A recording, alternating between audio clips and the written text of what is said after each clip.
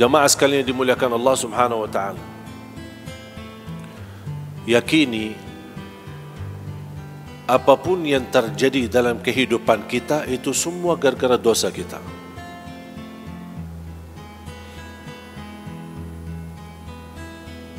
Yang aku herankan, kenapa ketika diuji kita selalu berkata, ya Allah, kenapa diuji? Habis ujian, masuk ujian lagi. Selesai ujian, ada masalah lagi. Stres enggak? Boleh saya bertanya, ada yang stres? Angkat tangan. Stres kan? Tak ada yang saya rasakan orang bisa dibilang puas dalam kehidupan. Tak ada yang puas. Pasti ada hal-hal yang membuat kita stres. Cari nafkah, tidak puas. Cari kerjaan, belum puas. Beribadah, belum puas. Bermain-main, belum puas. Dapat penghasilan, belum puas. Tak pernah kita bersyukur dan menikmati apa adanya. Makanya kita merasa stres.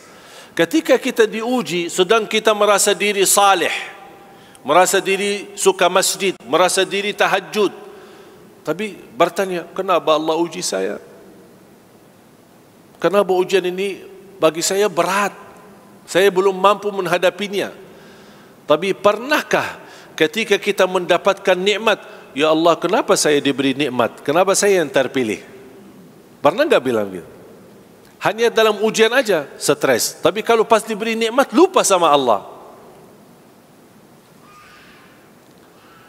Dan subhanallah, ketika kita diuji, itu justru tanda Allah sayang sama kita. Mengapa? Karena ada dosa-dosa yang belum kita taubat.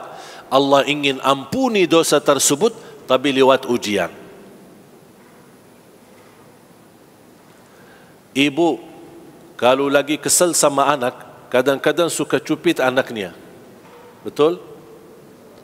Walaupun tidak sampai sakit,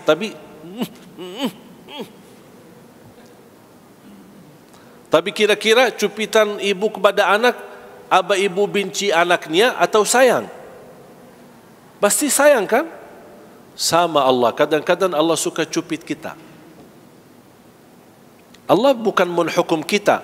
Dan ingat, kalau Allah menghukum kita karena dosa dan perbuatan kita, demi Allah tidak ada manusia yang bisa hidup di bumi.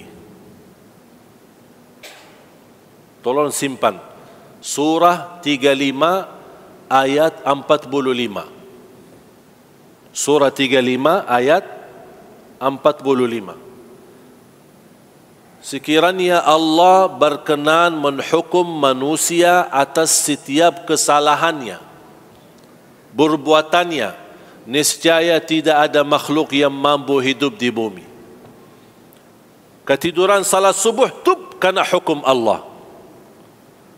Tertinggal salat jamaah, tub karena hukum Allah. Satu kali bohong, tub karena hukum Allah. Habis kita, habis. Siapa yang tidak berbohong? Siapa yang tidak bersalah? Siapa yang tidak berdosa? Tapi subhanallah, kita berdosa, Allah tutupi dosa kita. Dosa lagi, Allah masih tutupi kita. Dosa lagi, Allah masih berkenan tutup dosa kita. Coba kalau setiap dosa, bau badan kita. Dosa lagi, tambah lagi bau. Dosa lagi, keras lagi baunya. Berani enggak keluar dari rumah? Begitu dia, bau, dosanya banyak itu orang. Malu kan? Tapi subhanallah, Allah berkenan menutupi. Betapa banyak dosa, berkali-kali kita dosa, masih Allah tutupi. Tapi subhanallah, begitu kita bertaubat, Allah ampuni semuanya. Makanya taubat dan istighfar termasuk salah satu amalan yang membuat syaitan kesal. Tahu enggak syaitan kesal kenapa? Kan digoda syaitan kan? Proses syaitan menggoda kita sebentar atau lama? Ya lama, sampai kita jatuh dalam dosa. Digoda sampai syaitan Subhanallah, syaitan salah satu makhluk yang tidak pernah putus asa. Beda sama manusia sekarang. Sebentar aja berusaha sedikit putus asa. Gagal. Tidak berhasil. Kalau syaitan menggoda kita sampai titik terakhir nafas ruh keluar, baru dia berhenti.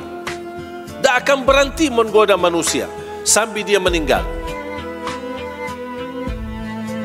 Tapi apa yang membuat syaitan kesal? Habis dia sudah berkali-kali berupaya, bertahun-tahun membuat kita jatuh dalam dosa, dia merasa diri bangga dan senang karena berhasil menggoda manusia. Tapi begitu manusia sadar dan ingat Allah, malu, beristighfar dan taubat, kata Allah, aku ampuni semua dosamu. Kata syaitan, capek deh.